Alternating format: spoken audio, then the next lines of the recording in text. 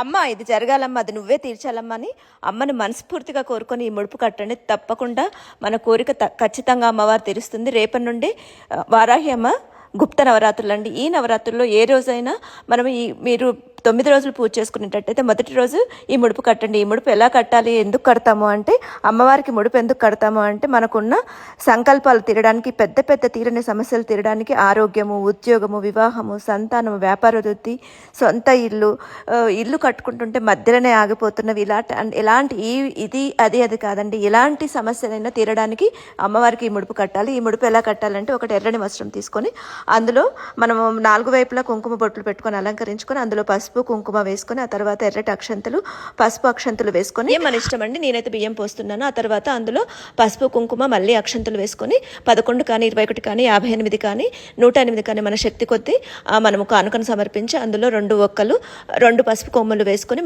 మన సంకల్పాన్ని చెప్పుకొని, ఆ సంకల్పాన్ని చెప్పుకుంటూ శ్రీమాత్రే నమః అని కానీ శ్రీ వారాహి దేవి నమః అని కానీ ఈ ముడుపు కట్టుకొని, ఈ ముడుపుని మనము పూజా మందిరంలో పూజ చేసుకునేటట్టయితే పూజా మందిరంలో కానీ పీఠం సపరేట్గా పెట్టుకొని పూజ చేసుకుంటే అక్కడ పెట్టుకొని రోజు పూజించాలి. ముడుపులకు మనం కోరిన కోరికలు తీర్చే శక్తి చాలా ఉంటుంది. ఖచ్చితంగా మీ కోరికలు తీరాలంటే ఈ ముడుపు కట్టాలి. ఆ తర్వాత మనం ముడుపు కట్టిన తర్వాత మన కోరిక తీరిందాక ఇంట్లో పెట్టుకోవాలంటే, అంటుముట్టు తగలని ప్లేస్లో పెట్టుకోవాలంటే బీరువాలో పెట్టుకోవచ్చు. లేకపోతే ఈ 9 రోజులు అయిపోయిన తర్వాత మన దగ్గరలో ఉన్న ఏ లక్ష్మీదేవిదైనా లలితాదేవిదైనా